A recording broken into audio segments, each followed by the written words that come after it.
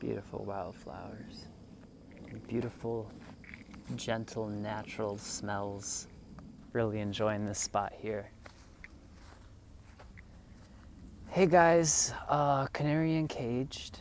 I've wanted to put out a video for a couple days, but actually I keep forgetting, and I also keep forgetting what I wanted to make the video about.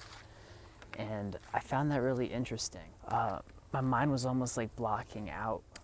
The other day, I got a reminder that I had an appointment with an orthopedic and sports medicine place. As some of y'all may know, I have some neck issues, and my mobility is still really limited, and overall hypermobility that causes a lot of chronic injuries. The doctor actually was really cool. So, when he went to examine me, he put on some hand sanitizer, and I actually had to ask him to rinse it right off. And he was actually super accommodating, which was nice.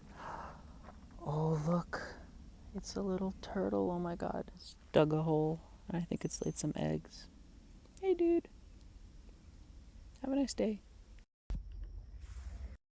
And, basically, he was the third doctor at that practice who affirmed that I had some sort of, hypermobility going on. And, I found that very affirming. Spent about 20-30 minutes trying to find somebody who within my insurance can actually help. And he kind of understands that, I need some,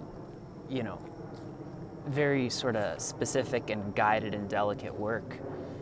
And overall, I just felt very listened to and heard. My whole mood kind of shifted. I mean, I really was having a tough time that day. I was in a lot of pain and everything. It completely switched my nervous system.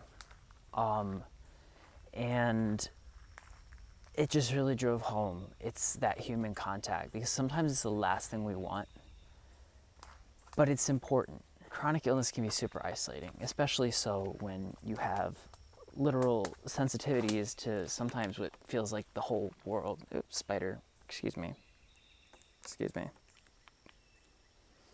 Dangling from my hands. Well, that's quite the old dip there.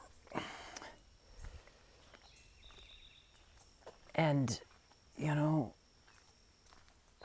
it's good to get our space to rest, but it's so important to kind of push through sometimes and get that real life interaction. So recently I've been working on just kind of admitting that I care what people think. On one level, logically, I understand I'm a human, we're tribal beings. But it's a fact that there is this part of me, it's easy to be like, oh, I just have such a unique worldview, and then with the illness, people can't relate, and, with all the kind of cluelessness that people have around chemicals and just sort of other things, like, I'm not into politics, but at the end of the day, like, that fear of being rejected still is like this huge thing. I can tell myself, oh, I just don't see the world through these constructs, but really, there is a lot of fear there. And the fact is, like, I do kind of experience life in a sort of, way that not everybody can relate to. And, we're all different. Everybody has their own sort of worldview. But sometimes I do kind of feel like a bit of a lone wolf. But without even allowing myself to have a second thought, just saying hi to people out and about, whether it's somebody with a dog or... Recently, I saw an old man drive into a shopping center on like a freaking tractor. And so I just came up to him, and he's had like a lawn mowing business for like 60 years, and he was just this free spirit. I loved chatting with him, and he invited me over. And I'd be lying if I said I wasn't afraid to kind of just, the open-endedness of it all, to just come over and say hi. And the illness absolutely does make it a little more difficult. I gotta try to push past that. And I don't know, I've just been feeling this draw to kind of just start talking to people, to kind of step outside my world where nobody can relate and nobody can understand.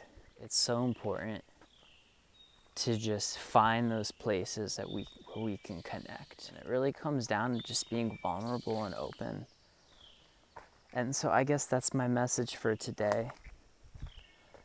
I'm gonna go enjoy this hike with the rest of the sunlight that's left. Man, those birds are beautiful. Canary Uncaged, peace out, y'all.